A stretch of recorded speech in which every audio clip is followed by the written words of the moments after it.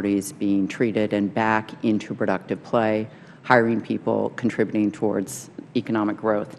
You noted in your testimony that since its creation, the Brownfields program has leveraged more than 104,000 jobs and $22.1 billion in cleanup and redevelopment. Can you, again, sort of digest down, from an investment perspective, what is our return on investment on the taxpayer's dollar when it comes to your program's impact on local communities? In terms of the direct return on investment, I'm going to have to get back to you. So there are various other indications of that. So I noted the land use value increases in my testimony. I noticed the 1 for $18 leveraging.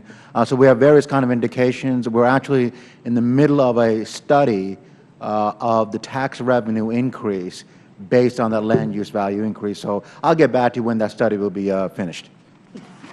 Thank you. I noticed in your written testimony you cited an example from a district. In 2009, the EPA awarded a job training grant to the Northwest Regional Workforce Investment Board in Waterbury, Connecticut. And I want to let you know that that grant made it possible to develop and implement a job training program for unemployed and underemployed individuals in my district in partnership with Naugatuck Valley Community College. And the graduates of that program have had a very high job placement rate in the environmental field. How do you measure success of the Environmental Workforce Development and Job Training Program? And more generally, what are the goals of that program and its impact on jobs in the local community? And what more can we do in Congress to partner on these initiatives? Sure. I think you've cited one of the measures, that is, are people being hired at a fair wage. And I think both of these indications have been met at a very high level. Now, what we've done in the job training program is we've really expanded the certification, expanded the skill set of the program. The program is really focused on individuals that have a barrier to employment. Veterans, formerly homeless individuals, building that skill set to be employed. And one of the real important aspects of this multi-skill, multi-certificate is that every grantee tailors their program around the local market. What we request up front is partnership with local businesses and the kind of skill sets that the local businesses need. That's one of the reasons I think it's a successful program. 70% hiring rate is at the very successful program. So, I think continued support of that, I think, would be great. Thank you. And I can tell you that those initiatives are very meaningful because, again, they're addressing local workforce needs and getting back into the employment roles, folks like veterans and those who are underemployed in our economy. I wanted to, one more quick question for you. I noticed looking at last year's budget that only 32% of the Brownfields applications were able to be funded.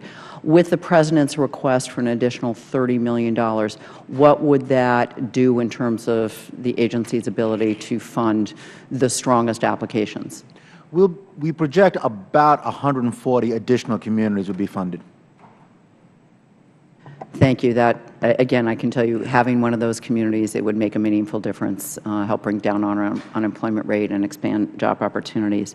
Mr. Kopesas, just briefly, I wanted you to expand a little bit on the resiliency initiatives. This is something, having survived Superstorm Sandy in the Northeast, having increased frequency of severe weather. Can you talk to us a little bit about what the agency is looking to do in this regard? Thank you very much for that. Yes, we're looking to work with communities and with the utilities to make sure that we can help them meet their needs as they see them. Our program for climate-ready utilities is a tool that is available online that people can use to assess their risks associated with climate change or the droughts, sea level rise, or anything else that may be facing them that would threaten their resiliency and sustainability. And then they can put in whatever inputs they want to put in, and then it will help guide them to, well, what are the kinds of actions that you might want to consider. So it's not okay, if you're threatened, you should do X. It's what works for you. And we've been getting very positive responses from communities. We're continuing to expand that. We're including a stormwater calculator, for example, for communities so that they can take advantage of it as well. Thank you. I'll follow up offline because we're looking to do some of this for, greater drainage, different kinds of paving, et cetera, and it sounds like that would be right in your line. Thank you very much. Love to do it. Thank you. Mr. Massey. Thank you, Mr. Chairman. Mr. Kapusas, more than